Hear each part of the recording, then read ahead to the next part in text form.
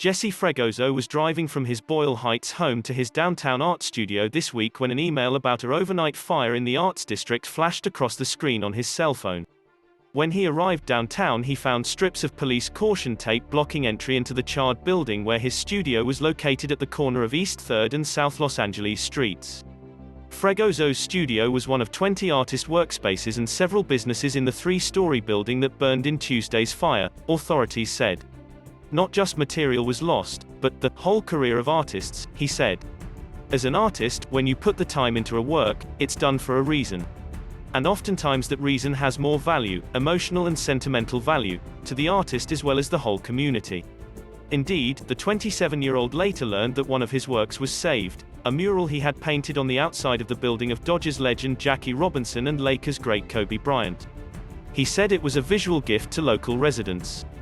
It's kind of a way of giving back to the community, something visually appealing to them, for having me there and welcoming me and meeting all of these great artists and people, he said.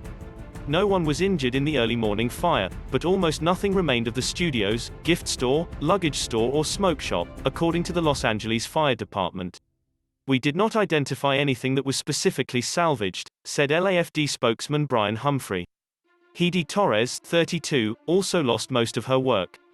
She had recently placed several paintings on the floor of her studio overnight as a precaution. I put them there because of an earthquake, and look what happened, she said with a sad chuckle. A fire.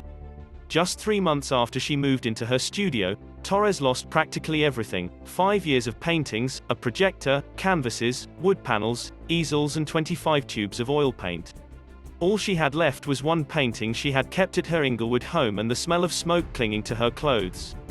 I'm healthy right now, I have my hands, I have my feet and I have the opportunity to recreate or to paint again, she said.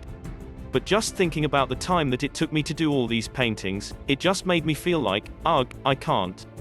The fire started Tuesday about 1:50 a.m. and quickly spread throughout the building.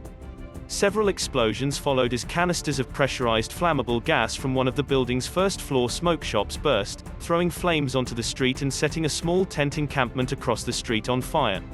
About 150 firefighters battled the blaze for roughly 3 hours before it was finally extinguished, LAFD authorities said. Emergency responders remained until Thursday morning, using heavy machinery to uncover hot spots and clean up the debris-littered streets. The cause of the fire is still under investigation.